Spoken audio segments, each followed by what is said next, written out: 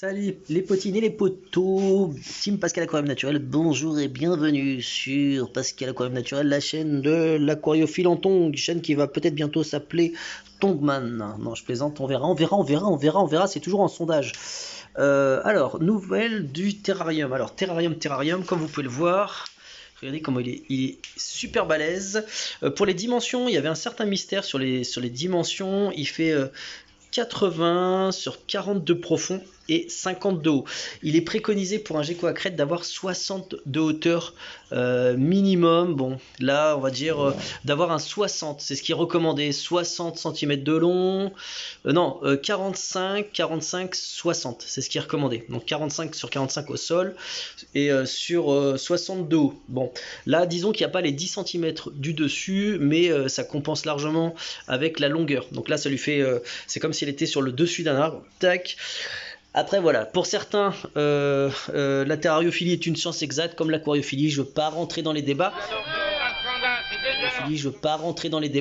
Dans tous les cas, il y a un nouveau terra qui est prévu justement, qui sera mis en place je pense après mon déménagement, qui fait 60, 45 et 60 de haut. Voilà, donc lui pour le coup il répond au standard, un peu plus que le minimum requis. Et donc voilà, elle se porte méga bien. Là c'est la journée, alors là on peut la voir, elle est là, je veux pas la saouler parce que la journée comme vous le savez, ce sont des animaux nocturnes. Regarde, elle est juste là, on va pas l'embêter. Voilà. Regardez comment elle est trop mignonne. Moi je suis pas un manipuleur d'animaux, hein. Je les laisse tranquilles. Pour moi l'objectif d'avoir des animaux exotiques ou autres, c'est l'observation. J'aime observer les animaux, voilà, prendre soin d'eux, mais voilà, pas trop. Je veux pas chercher l'interaction absolument ou le domestiquage absolument. C'est pas mon délire, hein. Je dirais même reproduire un bout de nature et les laisser un peu sauvages. Voilà, voilà. Donc je dis pas que c'est mal, hein, de les avoir, de les caresser tous. Surtout Patty, hein, Patty donc qui est une sorte de sauvetage, hein, j'ai envie de te dire, d'un côté, ouais, elle a été habituée à être manipulée, et c'est vrai que quand je la caresse pas, si je passe quelques semaines ou quelques jours sans la caresser, je vois dans son caractère, dans son comportement qu'elle est pas tout à fait pareille. Elle a vraiment besoin, elle a été habituée, je pense, à ce contact avec l'être humain, mais qui n'est pas vraiment naturel, j'ai envie de te dire, mais c'est pas mal en soi. Bref, je rentre pas dans ce débat là. Donc là le terra il est bien végétalisé à fond.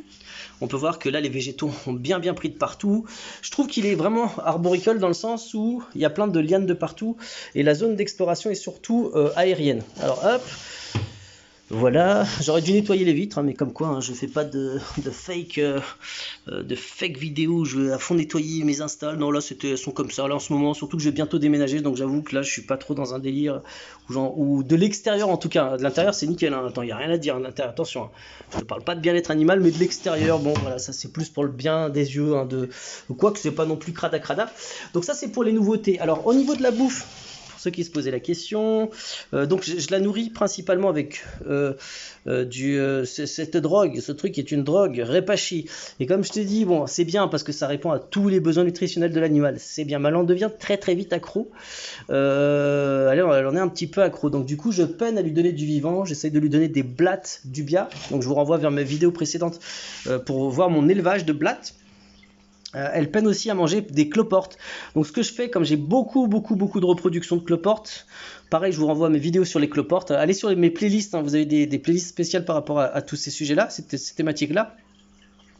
Et d'ailleurs j'en vends. Alors sur mon site, mon blog Pascal Aquarium Naturel, j'ai ouvert un petit onglet boutique. Alors c'est pas encore une vraie boutique, ça sera peut-être jamais, mais en gros je vends les produits que j'ai en trop et tout, ou les reproductions par exemple que j'ai en trop. Voilà, et donc dans ces reproductions, j'ai beaucoup de cloportes à vendre. Voilà, donc n'hésitez pas à vous rendre sur cette section-là. Donc je vous mettrai en descriptif de vidéo si vous souhaitez vous procurer mes cloportes. Je l'ai déjà vendu à quelqu'un, il était super méga content. Voilà, donc c'est pas une vraie boutique, hein. C'est un truc que je vends mes repros perso, quoi. Voilà.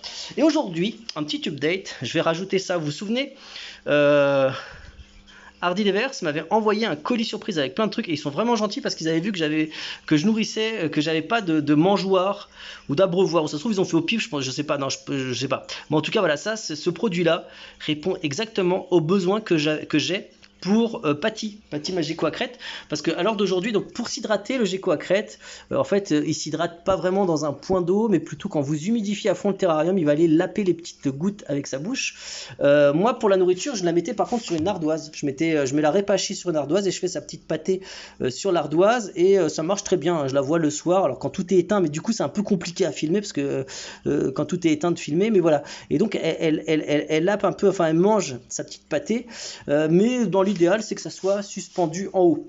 Voilà, donc au niveau de la bouffe, répachi en priorité. Là, elle a gardé cette habitude-là, et après plein d'insectes. Donc en gros, quand j'ai plein de cloportes, enfin là, je prends des poignées entières de cloportes, je les mets là-dedans, et puis là, d'ailleurs, on n'en voit pas, donc ça veut dire qu'elle les a. Ah bah si, elle les a graillés en fait. En fait, il y a qu'à ça que je peux voir, c'est est-ce que ils sont graillés ou pas. Ouais. Là, je vois pas de cloportes, donc ouais, elle les a mangés. Voilà, donc terrarium bioactif. Absolument bien fonctionnel. Bon, allez, j'ouvre vite fait ce produit, j'ai hâte. Alors, c'est parti. Donc, on ouvre. Clac. Donc, n'hésitez pas à aller sur le Facebook de Hardy Déverse pour vous abonner parce qu'ils font régulièrement. Enfin, il y a des jeux concours dans lesquels vous pouvez gagner plein de cadeaux. Hey, mais c'est vraiment cool ce truc. Et la troisième. Ah, trop cool. Il y en a une en bonus au cas où j'en perdrai une.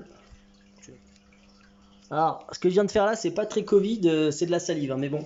Ok, donc, je vais le coller à l'endroit où elle va le plus, donc c'est par là. Voilà, tac. Et aussi à l'endroit où j'ai le plus envie de l'avoir, hein, pour être honnête avec toi. Ça va, ça tient bien. Ça tient bien, on est bien. Et là, du coup, regarde, hop là, t'as les petites coupelles pour la bouffe. Tiens, tu les poses comme ça, regarde. Clac. Voilà. Attends, faut mieux l'enfoncer. Ah, ça se clipse, c'est pas mal. Comme ça part pas. D'accord. Est-ce que je vais en mettre deux? Ouais, j'en mets deux. Je sais pas pourquoi j'en mets deux. Mais du coup, je vais lui faire sa petite pâtée là. Je vais lui faire sa petite pâtée, ça tombe bien. Allez, c'est parti. Et voilà. Donc, pour lui faire sa petite pâtée. Alors, tu as plusieurs techniques. Hein, mais en gros, si tu fais un mélange. Hein, donc, moi, hop là, tu remets bien. Ça coûte une blinde hein, quand même ce truc. Hein, purée. 16,90. Hop là. D'ailleurs, si vous connaissez des pâtés de ce type qui sont aussi bien et alternatives, n'hésitez pas à me les partager. Parce que moi, je connais que ça. Hein. C'est une référence ce truc. Hein. Ce truc est une référence. Le mec, cet américain qui a inventé ça, il a tout capté. Ouh, purée, j'en ai trop mis. Zut. J'en ai trop mis. Alors, je vais en rajouter encore un peu. Bah, ça lui fera de la bouffe pour quelques jours. Normalement, j'en fais beaucoup moins. Hein. Moi, je suis plutôt du genre à pas trop en mettre. Là, il y en a beaucoup trop. Oh là là. Là, il y en a beaucoup trop. Là, je l'ai mis trop. Je préfère en faire un petit peu tous les 2 jours, par exemple. Voilà. Donc là, vous avez un petit peu la bonne consistance pour sa pâtée. Je vais essayer de filmer tout à l'heure dans le noir quand elle va venir manger. N'oublie pas, évidemment, de temps en temps, à bien tout humidifier.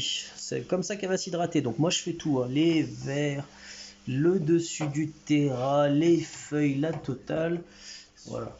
Alors moi je lui donne à boire avec de l'eau osmosée. C'est pas de l'eau du robinet direct.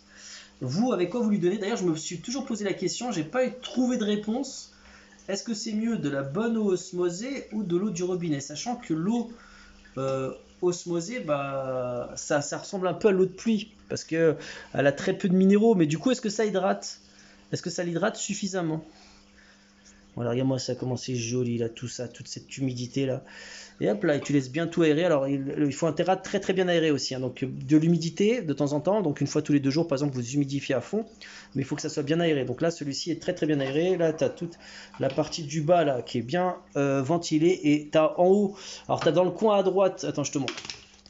Hop là, dans le coin à droite là, tu as une ventilation. Et toute la partie du haut là. Attends, on va pas voir parce qu'il y a la lampe dessus. Zut. Mais en gros, tu as une bande de 15 cm. 15 cm d'aération qui fait à peu près tout ça sur tout le long de la vitre. Donc là c'est bien aéré. Donc l'air il circule bien là. T'as une emprise sur toute la façade. Là une grosse façade, hein, plus que les Exoterra d'ailleurs. Hein, t'as tout ça quand même d'air qui est de prise d'air et en haut tout ça quoi. Donc du coup t'obtiens une très bonne aération. Bon bah j'ai loupé le moment où elle s'alimentait. Par contre, on peut constater qu'elle a consommé à peu près la moitié de sa répachi. Ouais. Mais là, du coup, là, c'est le moment compliqué en tant que youtubeur, c'est quand tu arrives dans ces moments-là, enfin, en tant que influenceur, comment dirais-je, animaux, ce que tu veux, c'est que là, je me dis, bah, j'aimerais vous la montrer, mais j'ai pas envie de la saouler, quoi. Donc là, d'ailleurs, je vois même pas elle est où. Là, je vois même pas. Ah, si, elle est là, elle est planquée là, voilà. Elle est planquée là-bas, je vais la laisser tranquille. Voilà. Bon bah ça fait c'est un peu ballot mais on va se terminer avec ces images de l'arrière-train de ma Gecko à crête.